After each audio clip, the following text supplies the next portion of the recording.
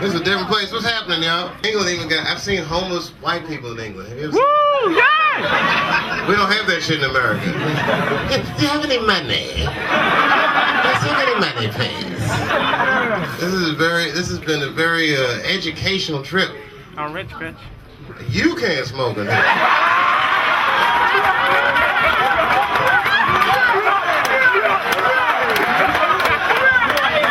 If they deport my ass, it's a free ticket home as far as I'm concerned. Gotta go, take it easy. Look how even the black people are doing the rules. You can't smoke in here. She probably got a bag full of weed and shit in her purse. Talking about what I can't do. I haven't been over to Brixton yet. Everyone's like, you gotta come over to Brixton. It's like, why would I come all the way from the hood in America to see the hood in England? I'll meet y'all at Corks. Where it's safe and shit. I don't know if the hood here is like the hood in America, but you know, you hear black dudes be like, yeah, I'm from the streets, I'm from the hoods. It's like, I'm sorry to hear that, son. I'm sorry to hear that. You've been through all that trauma and distress and shit. It's scary in the hood. I used to go in the ghetto. Oh, here comes the man, and he's like, look, he's gonna have to put that goddamn cigarette out. It's part of my, sir, it's part of my show.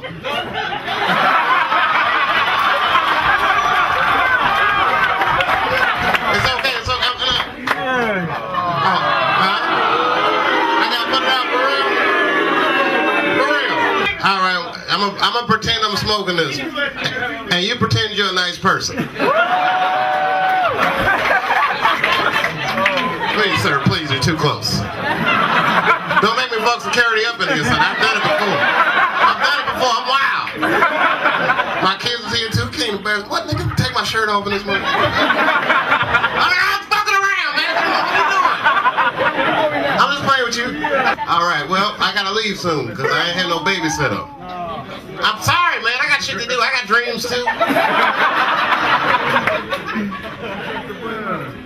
Hey, Kojo, when you coming to America, man? Come on to America. You can smoke inside and everything. Black people are free in America. Is anyone here from Africa? Yeah. I knew. Y'all know I was joking. Everybody in here is from Africa. Nigeria in this motherfucker. Where Muslims at? That's one guy.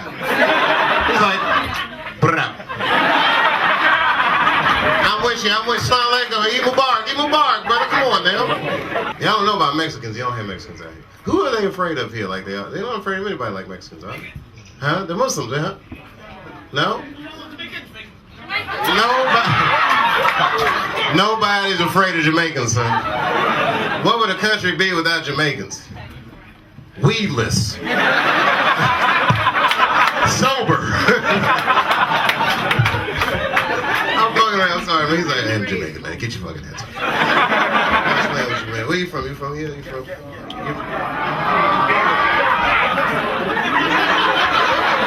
y'all hear that shit on my trip?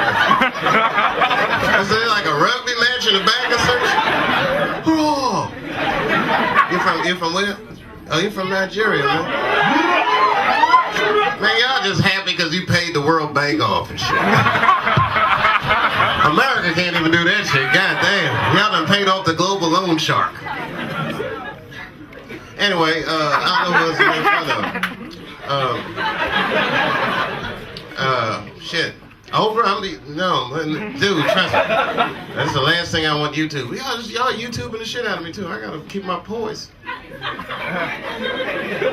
Y'all see that guy get tasered at John Kerry's speech on YouTube? That shit was the greatest shit of all time. He was like, "Don't you taser me, man!" Hell! He was like, "Hell!" And 900 people were like, "No. We're not going to help you." And the best part about it was you could hear John Kerry talking over the whole incident. Did you hear that shit?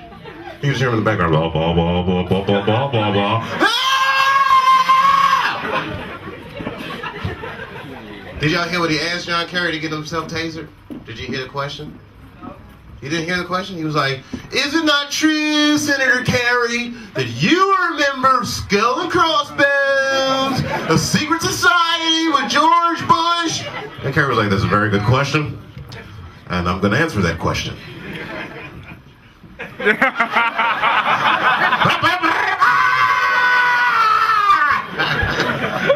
you go? Oh, not this motherfucker. Don't you taser me, man! Wow, you really can't smoke in England. That shit is serious, isn't it? Not even celebrities. Shit, man, I don't even pay my taxes in America. What's wrong with you? I know, I'm not rich anymore. I was almost rich, bitch. Should have took that money. Now I'm in a basement in London somewhere.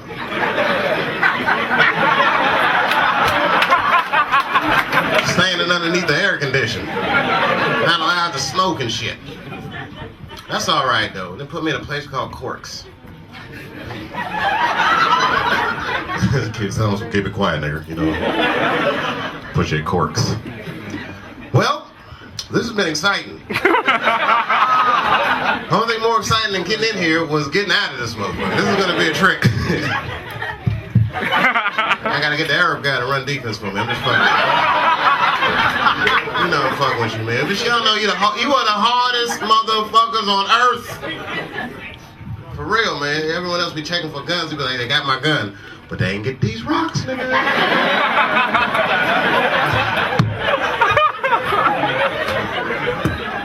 Where you from?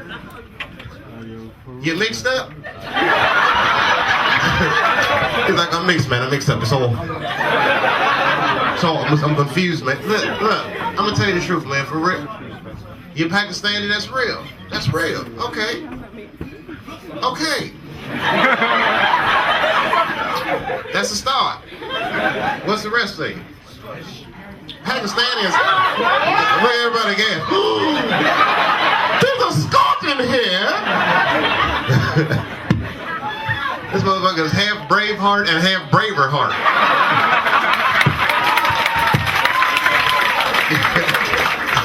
I'm half Pakistani, half Scotch. Hey man, look, my mother is half white. How about that? I'm what you call the new Americans, because my dad is all black and my mom is half white, which makes me 75%. That's right, that's the new Americans, and my wife is Filipino. And so my kids is Puerto Rican somehow, you understand? The whole world is getting mixed up. That's how it's going to be in a little while. We all just going to be beige. Take a look at these black folks. We might be the last generation, right? We're all mixing up. It's all good. It'll be one world soon. You know what? I say a lot of racist jokes, and my mouth says racist things, but my penis is a humanitarian.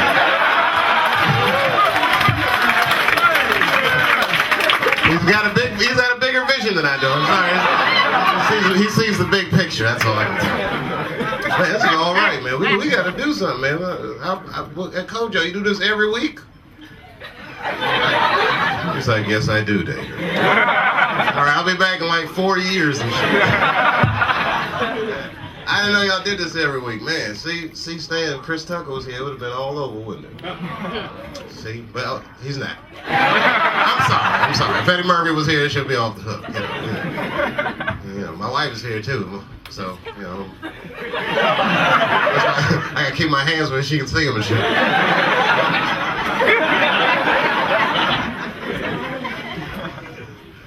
I don't say jokes about my wife anymore.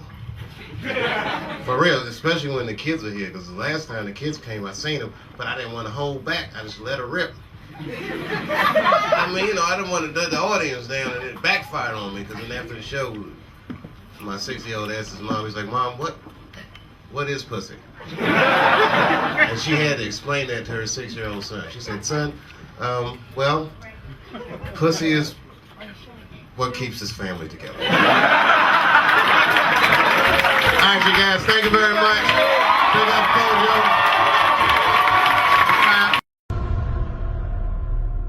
I came back here where I started because I will shoot my final Netflix special tonight.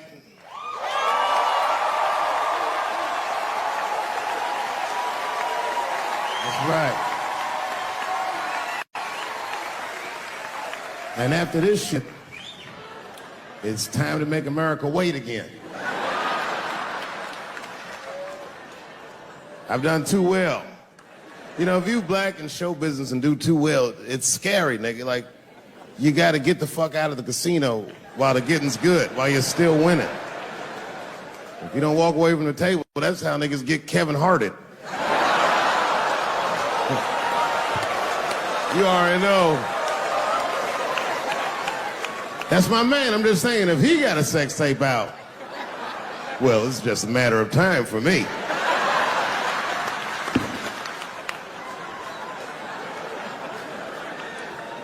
But you know why I be thinking sometimes I want to stop doing comedy? And you know, I don't want to sound like a braggart saying this, but the real reason I want to stop is because I'm too goddamn good at it.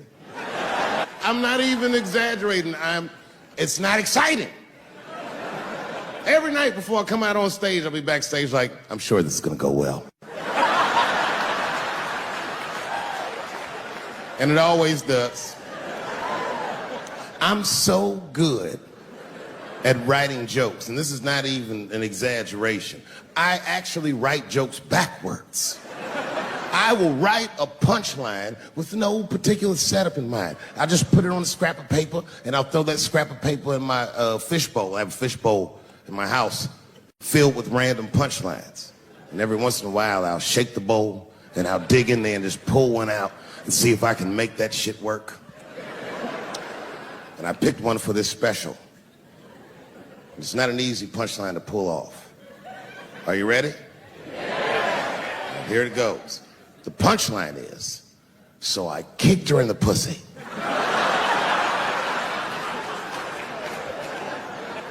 I haven't finished the joke yet. I just know whatever happens in the beginning of the joke, at the end of the joke, for some reason, I'm gonna kick somebody in the pussy. And it's going to be hilarious. And you know what's weird? I've always remembered a time when I wasn't. You know, when I was growing up, I was probably about 8 years old, and at the time, we were living in Silver Spring. Yeah. Yes. Common misconception about me in D.C. A lot of people think I'm from the hood. That's not true. But I never bothered to correct anybody because I wanted the streets to embrace me. As a matter of fact, I kept it up as a ruse. Like sometimes I'll hang out with rappers like Nas and them, and these motherfuckers will start talking about the projects. Yo, it was wild in the PJs, yo. And I'll be like, word, nigga, word. But I don't know. I have no idea. My parents did just well enough so that I could grow up poor around white people.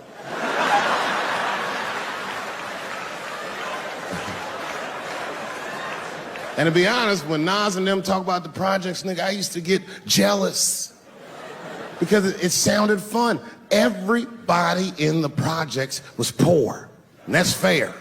But if you were poor in Silver Spring, nigga, it felt like it was only happening to you. I know the pain of that first sleepover at a white friend's house. And you come back home on Sunday and just look at your parents like, y'all need to step your game up. Everything at Timmy's house works. Remember the first time you saw that? In a cold winter, and you'd be at a white friend's house and see the motherfuckers in their living room without their coats on?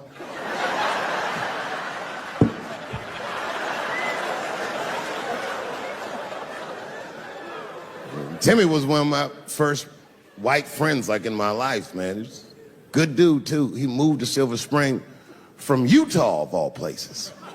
I guess his family was affiliated with that Mormon church they got down there, and me and him used to hang out. And one day I was at his house, we were just hanging out, and Timmy says, Dave, why don't you stay for dinner tonight? I said, oh, man, I'd love to, but I can't. If I'm not home before dark, my mother will kill me. That was a lie. My mother had several jobs. I hadn't seen her in like 3 or 4 days. At that point in my life, it was my experience that white dinner wasn't delicious.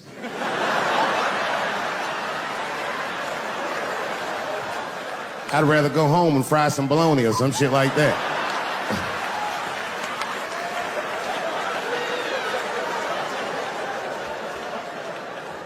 But then old Timmy threw me a curveball I wasn't expecting. He said, "Well, it's too bad you can't stay, Dave, because Mom made stovetop stuffing." I said, "What the fuck? Stovetop?" Well, hold on, nigga. Let me make some phone calls real quick. I had seen that commercial so many times, I had dreamt of getting my hands on some of that stovetop stuffing. And finally, I met a motherfucker that actually had a box of stovetop in the house. I couldn't miss this opportunity, so I pretended to call my mother. And then I came back and I said, Timmy, you're not gonna believe this great news. Mom said I can stay. And he said, fantastic. He said, why don't you come with me and we'll help set the table and then we can say the blessing. I had no interest in setting this motherfucker's table or saying these crazy ass Mormon prayers. I just wanted that goddamn stuffing. My hands first. My plan was simple. Wash my hands slowly, and by the time I'm done, the table will be set, the blessing will be said, and all that there will be left to do is eat. Went to the bathroom. I washed my hands very slowly. I must have been in there for about 10 minutes. And suddenly, one of his mothers came to the door.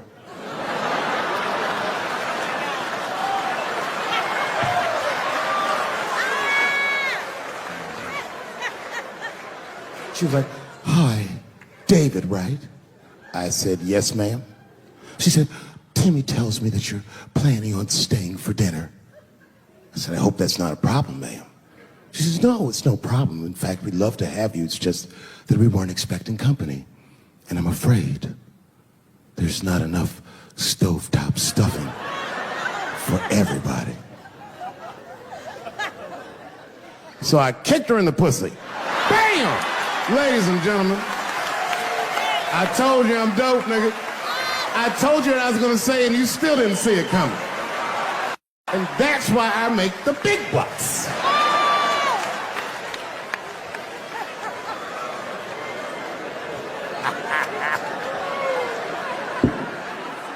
Oh my God. But there's a more important reason that I would stop doing comedy right now. And this reason is the real reason that's been percolating, and it really is the crowd, not you. I'm talking about the crowd on the big stage. It's too hard to entertain a country whose ears are so brittle. Motherfuckers are so sensitive, the whole country is turned into bitch-ass niggas.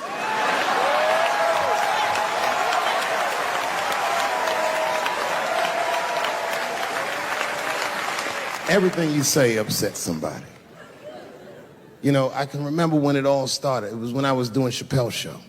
When I was doing Chappelle's show, I used to do the show, and then on the weekends I do like concerts and shit like that. So I'm doing a concert, and there was a couple in the front row, beautiful couple. The wife was obviously Asian.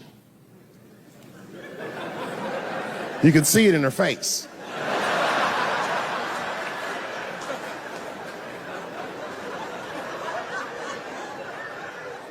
The husband, this motherfucker was mysterious, to say the least. Couldn't quite pinpoint where he was from. Caramel-colored fella, very nice hair, but it could have been from anywhere. Bangladesh, Mexico. I can't guess with a nigga like this. All I knew for sure about this guy is that his wife was a bitch. I could see that in her face, too. No, he was laughing and having a good time, and she was scowling at me at a goddamn comedy show. I couldn't figure it out. And then I realized at some point that she was pregnant, and I was smoking on stage. I said, oh my God, that's probably why she's mad. So I started to put my cigarette out, but then she hit me with one of them fake non-smoker calls. So I just kept smoking. I thought to myself, bitch, that baby will be fine, relax. And I tried to break the tension. I just asked her. That's all I said. I go, hey, where are you guys from anyway? And I could tell that she was on to me. She goes, very condescendingly, she says, I'm from California. If you're asking my ethnicity, I am Chinese. He was like, I'm Mexican, bro. I said, well, I'm sorry if I offended you by asking, but you're a very beautiful couple. And miss, there's no question that you're going to give birth to the hardest working baby this world has ever seen.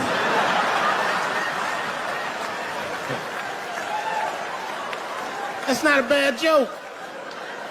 She got very upset. She got up to leave immediately, but she didn't just leave. She had to take one last dig at me on the way out. I will never buy one of your fucking DVDs again, Dave Chappelle.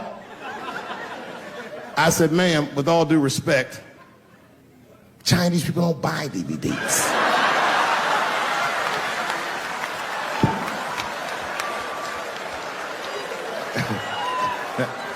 And the crowd went crazy. We were all laughing, having a good time. I didn't even think anything of it. And then just 3 days later, this lady sends a fucking letter to my promoter telling him not to book me for shows anymore because I was, quote, racist, and I'm quoting her, insensitive to the nature of my interracial marriage. I was like, word, bitch, I was.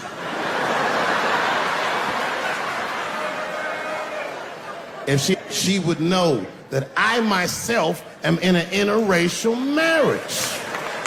That's right.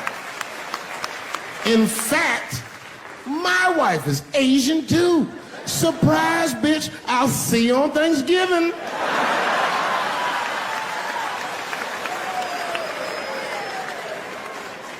But my wife's not Chinese. She's Filipino. That's right, that's right. And our kids are Puerto Rican somehow, so there you go. I don't give a fuck about interracial marriage. In fact, you know what? My mother is half white. A lot of people don't know that. Well, all right, you were a little too excited, but okay. A lot of people don't believe me when I say that, but it's true. You can't tell looking at me, but if I grew my hair out, you would think you was at a fucking Cat Williams concert. My shit is beautiful. But motherfuckers are just taking it too far. I don't know why or how everybody got this goddamn sensitive. You know who hates me the most? The transgender community. Yo, yeah, these motherfuckers. I mean, I didn't realize how bad it was. These motherfuckers are really mad about that last Netflix special.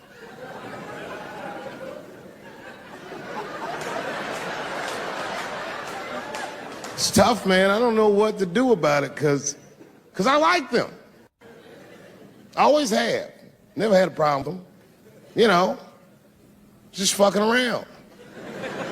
As a matter of fact, I think I make fun of everybody. And, I mean, as a group of people, they have to admit, it's kind of fucking hilarious, man. I'm sorry, bro. It's like, I've never seen somebody in such a hilarious predicament not have a sense of humor about it. They're born feeling like there's something other than they're born as, and that's kind of funny, you know? I mean, it's funny if it's not happening to you. It's like that white black bitch that's in the news all the time. Rachel Dolezal. She's a white woman, but then she dressed up like a nigga and shot her way up to the very top of blackness. And I always wanted to meet her just so I could understand. I just wanted to like have dinner with her so I could just look in her eyes and call her a nigger to her face. The fuck is that bitch talking about? I identify black. That is trans talk, ladies. Stop biting. Stop biting. There's a big difference between her and a trans. The difference between her and a trans is I believe transgenders. I don't understand them either, but I know they mean what they say. Them niggas cut their dicks off. That's all the proof I need. I've never seen somebody just throw their dick away. Don't need it.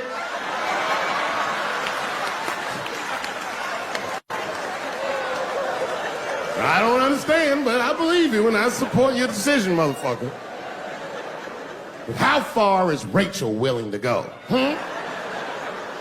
What is Rachel willing to do so that we blacks can believe that she believes she's actually one of us? Bitch, are you willing to put a lien on your house? Invest in a mixtape that probably won't work out?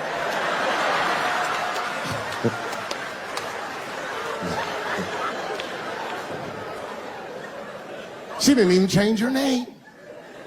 Didn't even change her name. Her name is Rachel. I can't believe in that name.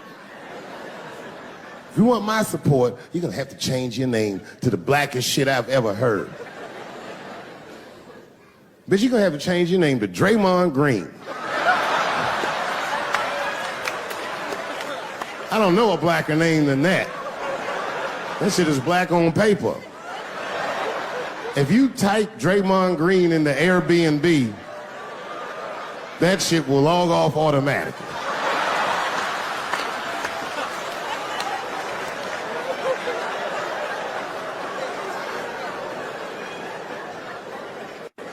Yeah, people get mad, bro. People get mad about everything I say. I was doing a show. I was in Portland, Oregon, and I was checked in a hotel under the name Charles Edward Cheese.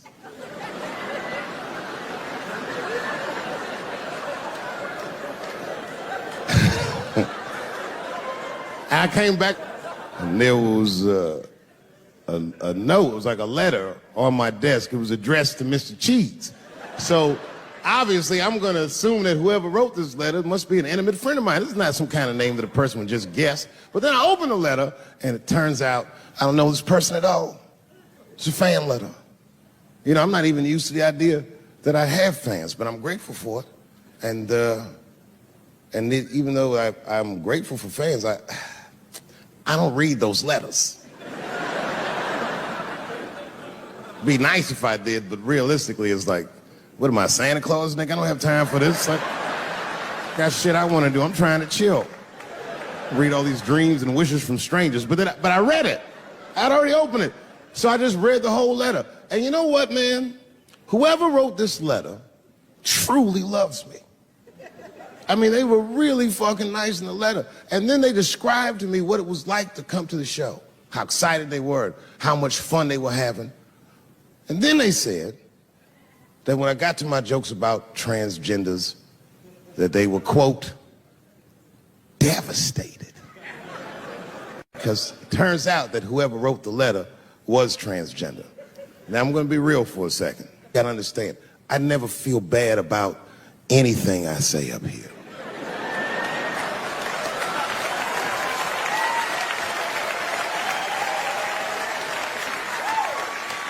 And I would never admit this to you if I hadn't locked your phones up.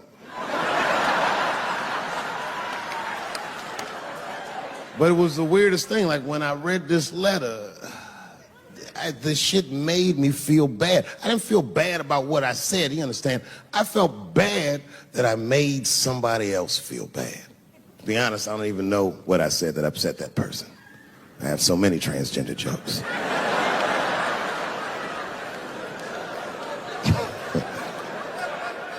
But I feel like it was probably this joke I'm about to tell you right now.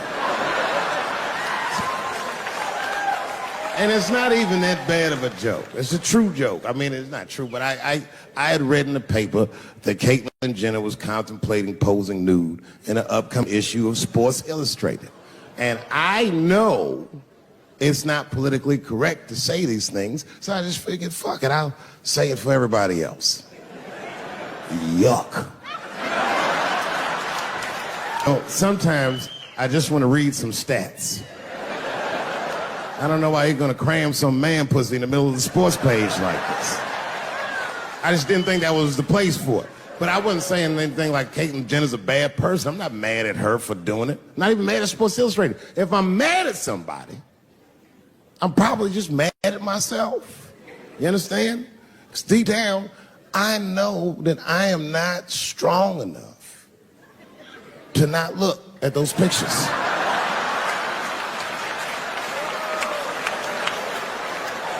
And I don't think I'm ready to see what she's trying to show me. So Caitlin, God damn it, if you go through with this thing, bitch, you better go hard or go home. I want you to go all the way. Hustler style. Do you know what hustler style means, miss? That means spread the lips.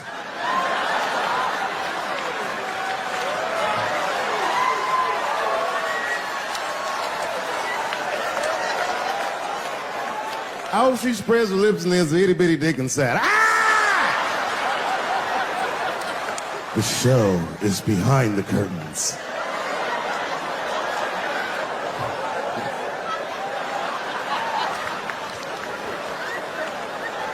I don't know what I said that upset that person. But I'm gonna tell you something. When I read that letter, and the moments after I read it, I did something that many black men in America do not have the time or the money to do. I thought about how I felt.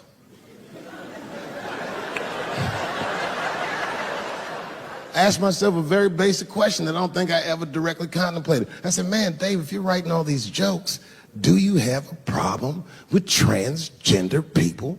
And the answer is absolutely not. The fuck do you guys think I am? I don't understand all the choices that people make. But I do understand that life is hard and that those types of choices do not disqualify you from a life with dignity and happiness and safety in it.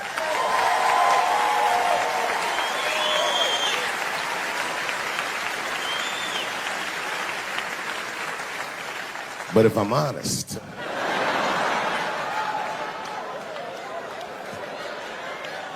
my problem has never been with transgender people.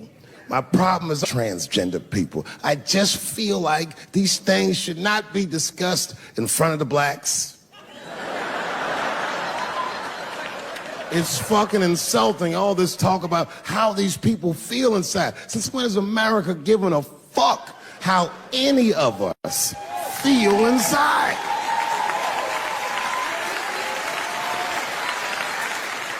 And I cannot shake this awful suspicion that the only reason everybody is talking about transgenders is because white men want to do it.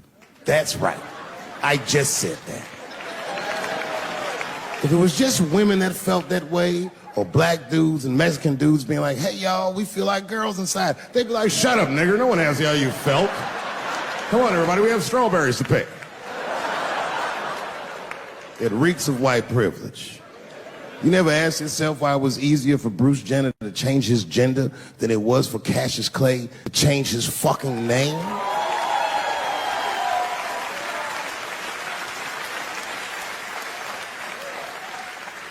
And if I were to be brutally honest, the only reason I ever been mad at the transgender community is because I was at these niggas for 6 songs straight.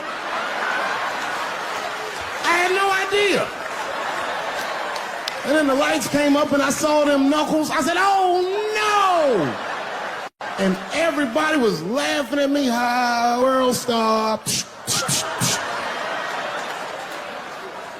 I said, why didn't you say anything? And then I heard that sultry voice. I didn't say anything, Dave Chappelle, because I was having a wonderful time. And I wasn't sure how you'd feel about it. I said, you knew how I'd feel. And she said, I'm going home. I don't want any trouble from you. I said, home? It's only 2 songs left. I mean, we might as well finish tonight.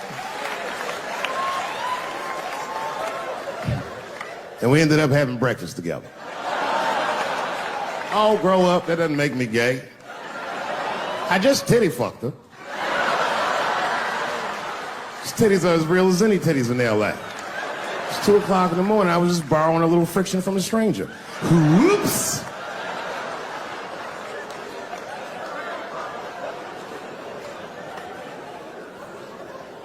It's the madness of youth. It's the types of mistakes that a man makes when he's young. I wouldn't even know that it's necessarily a mistake. It was a wild night out. But I don't do it like that anymore. I'm old. I'm 44 now. Hey. It's the first time in my life I've ever started to physically feel my age. It's tough, man. You know how I know I'm getting old? This is embarrassing, but I was in my hotel room. I'm not gonna lie, I was jerking off, and I was really sweating it out. And this is when I knew I was old.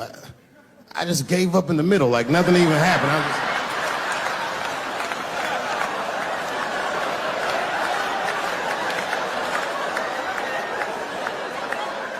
I don't like looking at my dick anymore. My dick looks distinguished. It's old, an old looking dick. It's got salt and pepper hair all around it. My dick looks like Morgan Freeman in the 90s. Without the dots. My dick narrates. Dave pulled me out and started jerking me around and jerking me around. But not with the same vigor as when he was young. He and I both knew nothing was... I see my age in my children.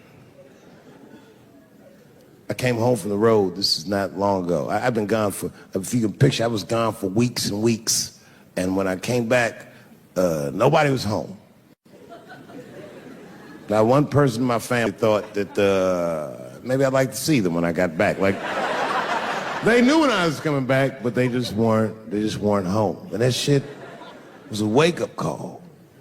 You know, when my kids were little, and the tour bus would pull up to the house, these motherfuckers would spill out. Dad is home, hooray! And they'd hug me and kiss me, and then as the years went on, they'd get less interested. Hey everybody, look, it's Mr. Promises back from the road.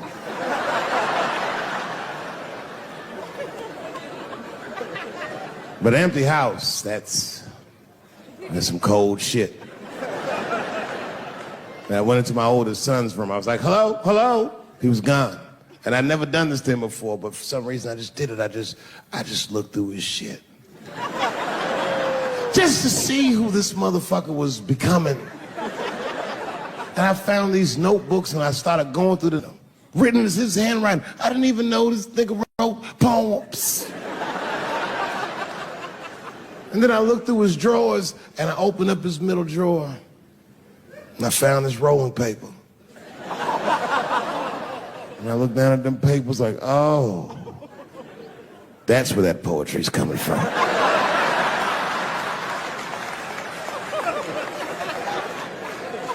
And that shit broke my heart.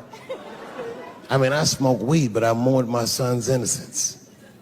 And I cried a little bit. And I took his papers upstairs to my room. Rolled some weed that I'd hid from the family. And I got really high. And then I got paranoid, so I put his papers back how I found them. So he wouldn't know what I was up to. This nigga won't even know that happened until he sees the special. Yeah, nigga, I found your papers. He's a cold motherfucker. Let me tell you, this kid is only 16 years old. Listen to what he did to me. This motherfucker calls me up in the middle of the night. It was 1 o'clock in the morning. He goes, Dad, don't be mad. I knew something was, what's going on? He said, listen, I'm fine. And don't forget, you told me to do this. I'm at a party, and my designated driver had too much to drink. And me and my friends need you to come pick us up. I said, Jesus Christ, it's 1 o'clock in the morning, nigga. I am shit-faced.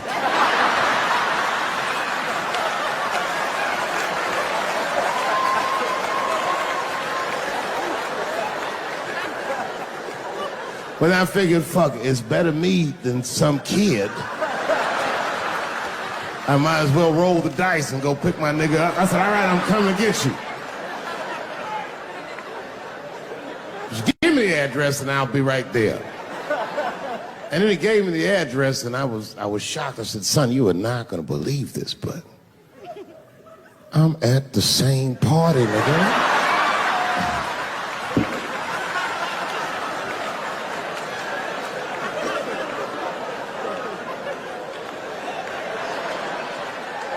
They grow up fast, don't they?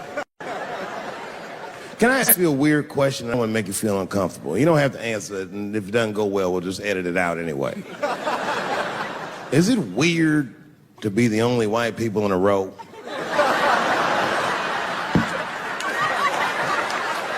Is it weird? I mean, to be honest, does it feel strange? Are you worried at all? Give me your money, motherfucker. I'm just fucking around. This guy got ice in his veins. He didn't even buckle.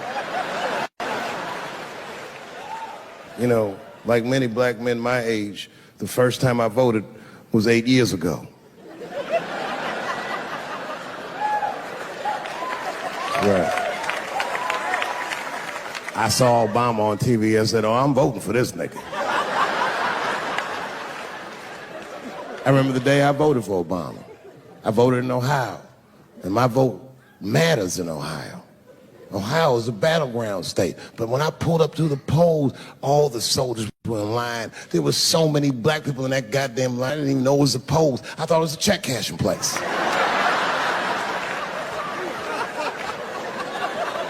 We were hugging each other, and old people were singing hymns and spirituals. They verdict times 10 or some shit. I've never seen black people that happy. 8 years later, I'm pulling up to the polls again. This time, I'm driving a brand new Porsche because the Obama years were very good to me.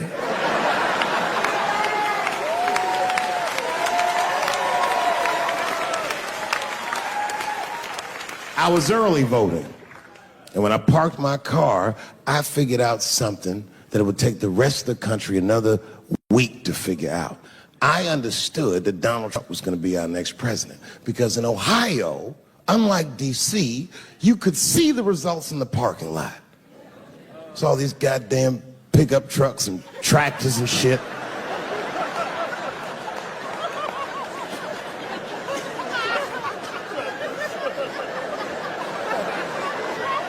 And then I walked up and I saw a long, long line of dusty white people.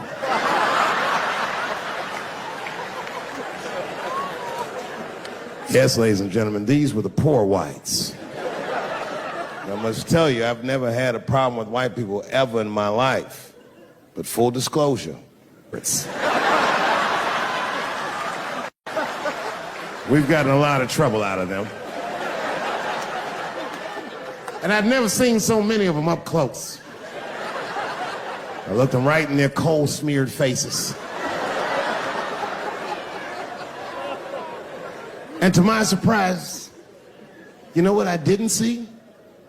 I didn't see one deplorable face in that group.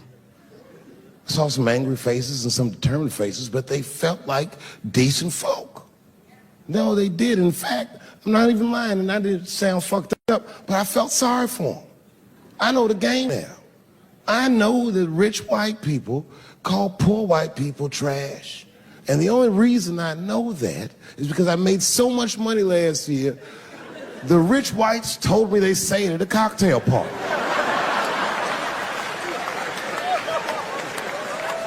And I'm not with that shit. And I stood with them in line like all of us Americans are required to do in a democracy. Nobody skips the line to vote. And I listened to them. I listened to them say naive, poor white people things. Man, Donald Trump's gonna go to Washington and he's gonna stand there thinking in my mind, you dumb motherfucker.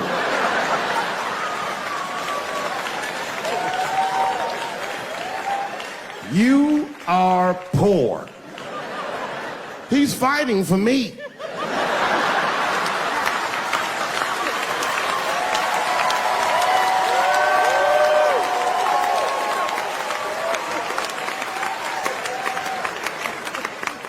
And they all looked at me. They could tell who I was voting for just as easily as I could tell who they were voting for. But do you guys know what we all had in common? Not one of us, not a single one of us, looked like we felt good about what we had to do in that booth. We were just doing our goddamn duty. Yes, I voted for Hillary Clinton. Of course I did. I voted for her because I liked what she said vastly better then I liked what he said. But to be honest with you, at that point, that shit was like watching Darth Vader do the I Have a Dream speech. That bitch is mean as hell. She'd already Karate Kid swept Bernie Sanders' legs from underneath him. Boy, it was hard voting for that shit. But it was the lesser of the evils. I know you were a Clinton supporter, Miss I am sorry for her. But it didn't feel as good as it should have. She was gonna be our first woman president. They were gonna make coins out of this bitch.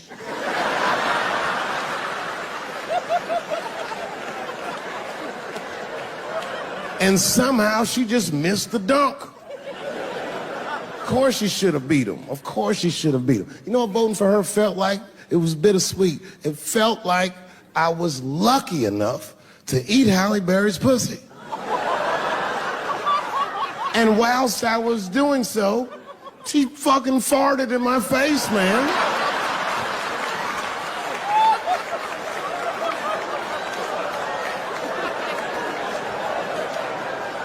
Now you understand, I'd still do it. But boy, I wish she didn't fart in this great nation's face. I voted that day, and then that same day I flew to New York City. I had work. That night I was in a comedy club in New York, and I said to an audience almost exactly what I just said to you.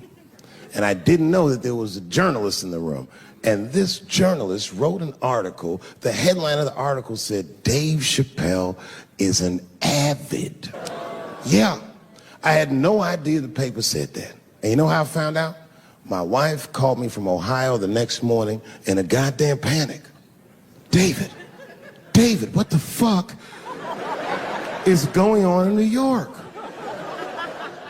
I said, I'm being good, but what have you heard?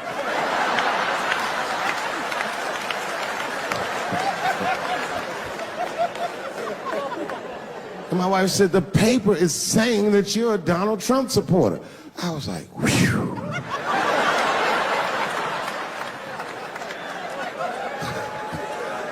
I said, don't worry about that shit, baby. Nobody in their right mind would believe that. And she said, no, David, people believe it. And then she started reading the comments to me. Oh, they were terrible. All these black people calling me all kinds of Uncle Toms and shit. I should tell you, buddy, this is a very serious allegation from one black to another. I was incensed. Uncle Tom? How am I Uncle Tom, nigga? You the one that reads the Observer? Anyway, all this shit goes down around, and now Trump is the president, and I'm hosting Saturday Night Live.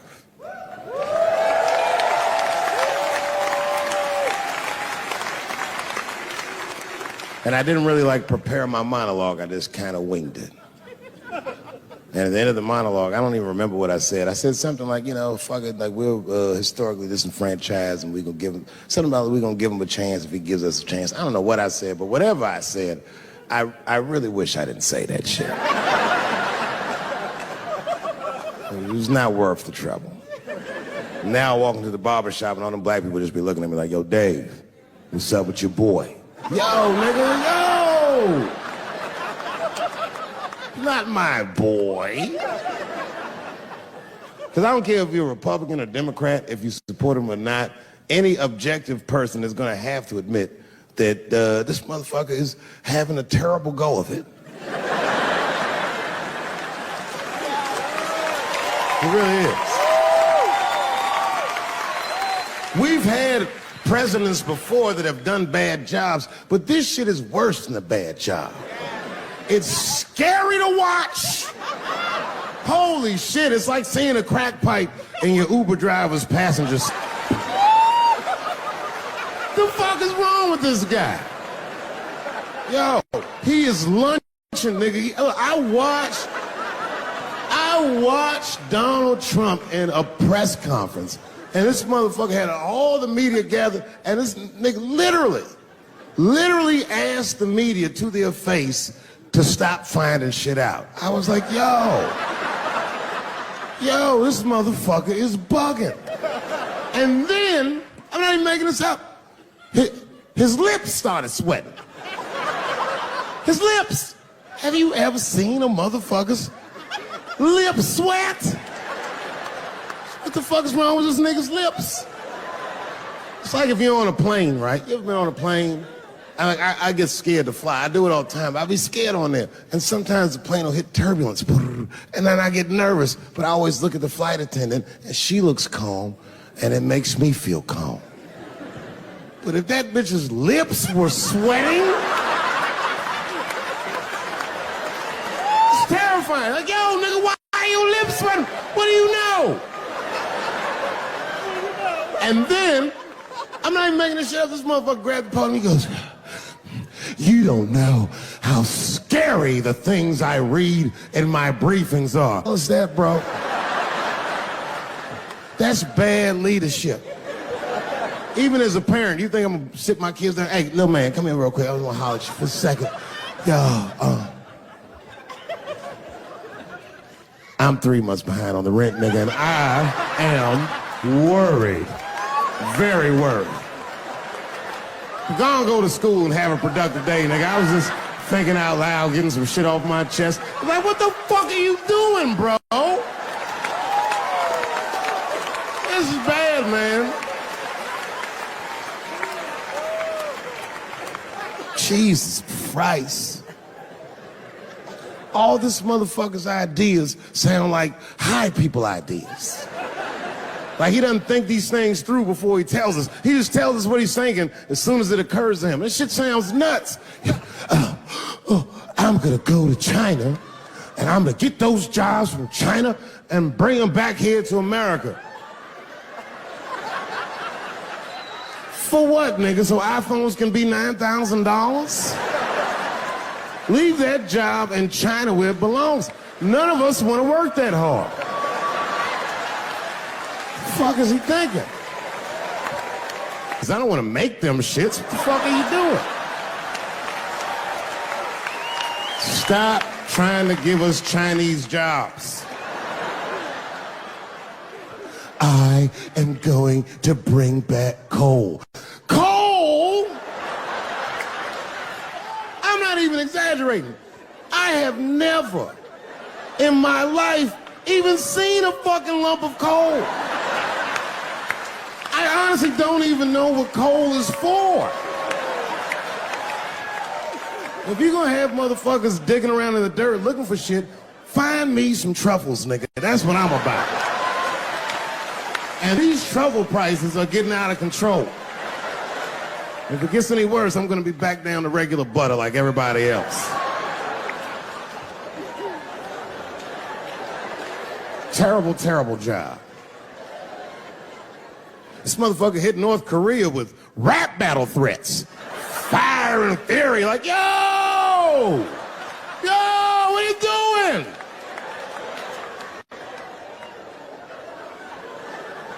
It's fucking Korea, man. Kim Jong-un is a scary motherfucker. He might be as crazy as Trump. Some scary shit. And if you one of them naive motherfuckers that thinks that a war with Korea is gonna be easy, then you don't play Call of Duty at 3 a.m. like I do. Because that's when the Koreans play. Fucking 8-year-old Korean kid took out my whole goddamn platoon last night.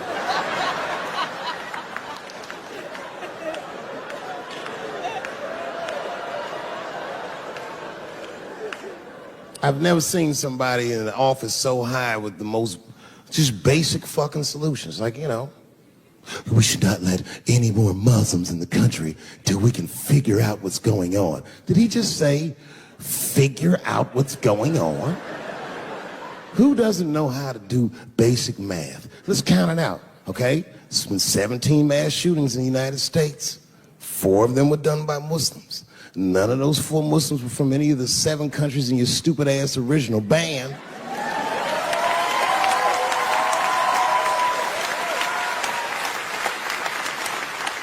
And since he brought it up, the other 13 shootings were done by the Tiki Torch Whites. These are facts. And you don't see me trying to ban white people from the show to keep It's a fucking terrible idea because it's mean and it's racist, and most importantly, it would be catastrophic to my bottom line. If there were no white people here tonight, I might leave this bitch with $1,800. This man needs to realize that we all need each other.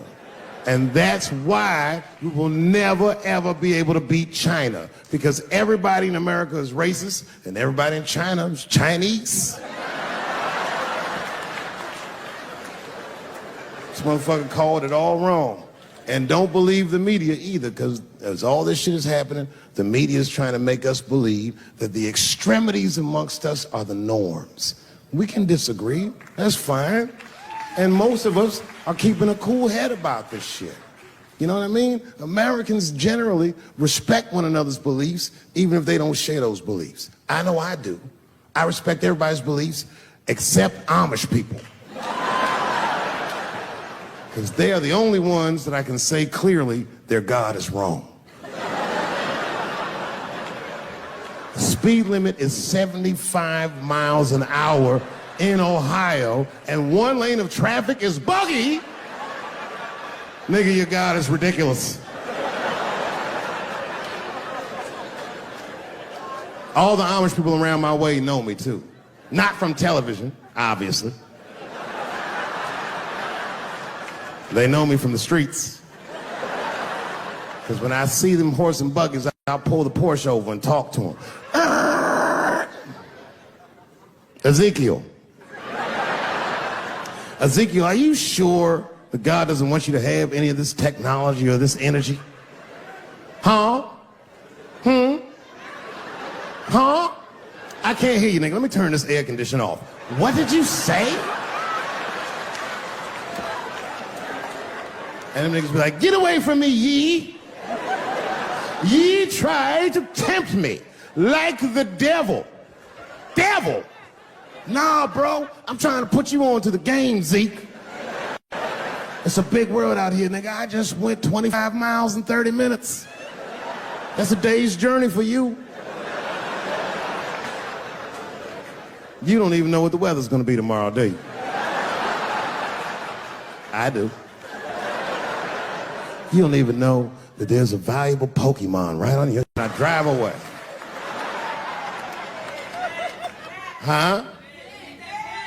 Oh, my vape pen? You want to hit my vape pen? Oh, sorry, nigga. I'm trying not to get herpes. My bad. I've been playing cat and mouse with herpes for 30 years now, but every night I go to the club, I'll be like, not tonight, herpes. No disrespect, I'm not saying you have herpes, I'm just saying 1 out of 5 people do. So let's just all be careful around this motherfucker and make sure that we leave with the lips we came with.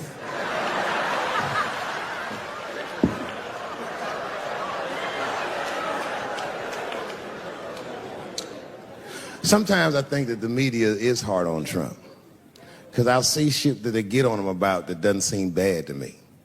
I mean, a nigga got on Trump about not staying in the White House enough. Who gives a fuck? This motherfucker was rich. Used to shit in a gold toilet.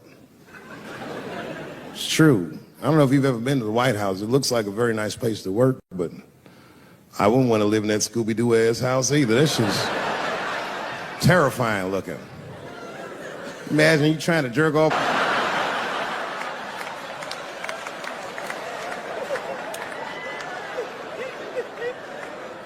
Shit, Bush didn't stay there either. He was rich too. He was like, fuck that, I'm going to my ranch in Texas.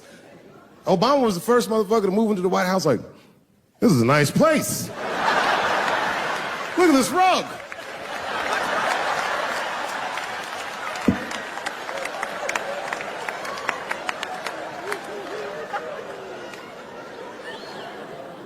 The media got on him about putting Jared Kushner in his cabinet, and I didn't think that that was the worst thing he'd done. I mean, it was still early, and I mean, it's not unprecedented. Kennedy had his brother as the attorney general, right? And this motherfucker's a Washington outsider. To be honest with you, I'd probably do the same thing.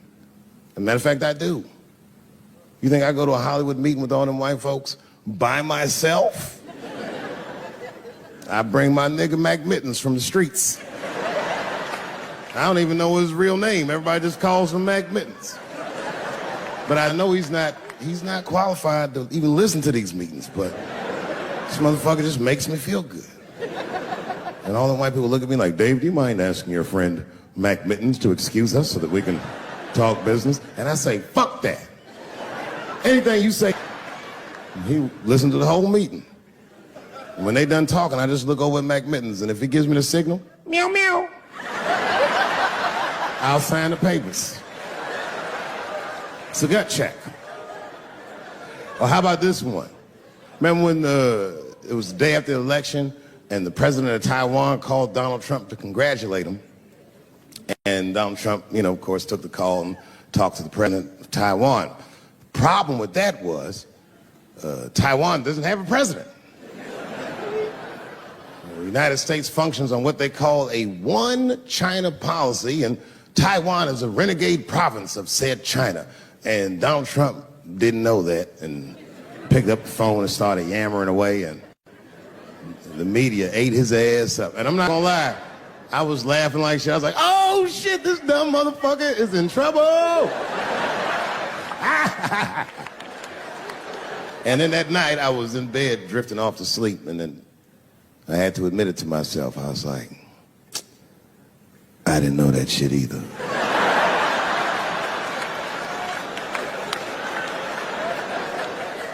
And then I realized the media got the story wrong. The story wasn't that Donald Trump took the call. Nobody told Donald Trump not to take the call. That's terrifying. God damn, nigga, you don't have a Mac Mittens on your team?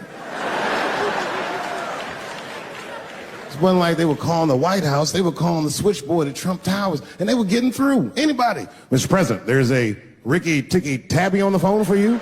Yes, put him through. Hello, Ricky Ticky. Good to talk to you. Mr. President, there's a John Jacob Jingleheimer Smith on the phone. Oh, his name is my name, too. Put him through. Hello, John Jacob. Let's talk business. How many people in this room are not originally from the United States? My round of applause. Where are you from, bro? You right there. You're from Iraq? Ew. I was fucking around. How long have you been here in the country? 23 years. 23 years? Are you a citizen yet? You are? Congratulations, nigga. Congratulations. Well, welcome to this great land. I'm going to give you a history lesson, because I'm sure this wasn't on your entry exam. But every naturalized American has heard something about what I'm about to tell you. A picture is the early 50s in the United States. This 14-year-old boy goes down from Chicago to Mississippi to meet his extended family for the first time. He'd never been to Mississippi. And before he went, his mother said to him, very pointedly, she said, if a white man looks you in your eyes in Mississippi, look away. And I don't know what you know about black people from Chicago, but they're not a scared people. Legend has it, he was in front of a convenience store hanging. A white woman walked out of the store, and he thought she was pretty, and he said, bye, baby. Not realizing that he had just made a fatal mistake. 4 days later, a group of adult white men burst into this family's home and snatched a 14-year-old boy out of bed in front of his family that was powerless to stop them, and he was never seen alive again. His name was Emmett Till. They found his body maybe a few days later. It was in a creek, tied to a wheel so it would sink, horribly beaten and bloated. Hideous. And lucky for everybody in America, his mother was a fucking gangster. She was.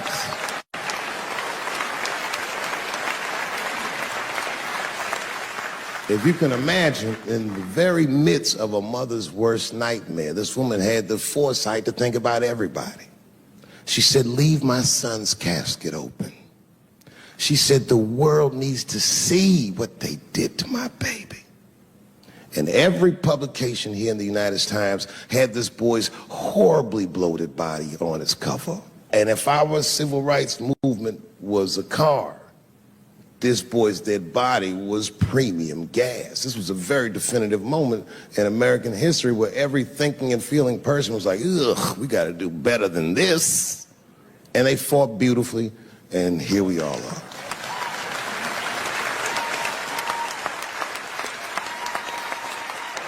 And the reason that I bring that up tonight and why it's relevant now is because less than a year ago, the woman that he allegedly whistled at admitted on her deathbed that she lied in her court testimony.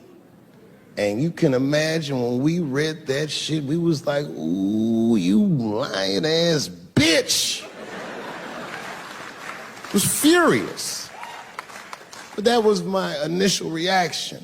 And initial reactions that we all learned as we get older are often wrong or more often incomplete. They call this phenomenon standing too close to an elephant. The analogy being that if you stand too close to an elephant, you can't see the elephant. All you see is its penis-like skin. And give it a better look. And on stepping back and thinking about it for a few moments, I realized that it must have been very difficult for this woman to tell a truth that heinous about herself at any point in her life, even the very end. And I was grateful that she had the courage to tell it before she left this world, because it's an important truth and we needed to know. And I said to myself, well, thank you for telling the truth, you lying ass bitch.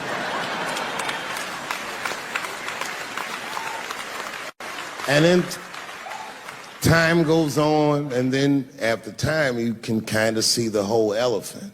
And it's humbling, because you realize that this woman lied, and that lie caused the murder.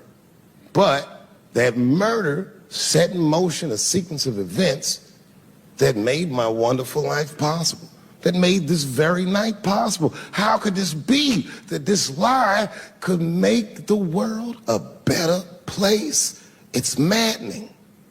And that's how I feel about this president. I feel like this motherfucker might be the lie that saves us all. Because I have never felt more American than when, Jesus Christ, it's good. And when it happens, I can see everybody that's struggling.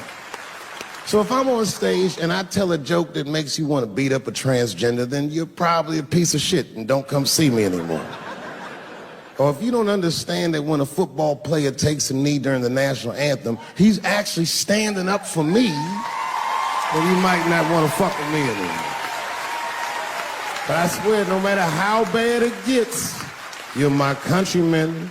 And I know for a fact that I'm determined to work shit out with y'all. And if that woman that said that heinous lie was alive today, I would thank her for lying. And then I would kick her in the pussy.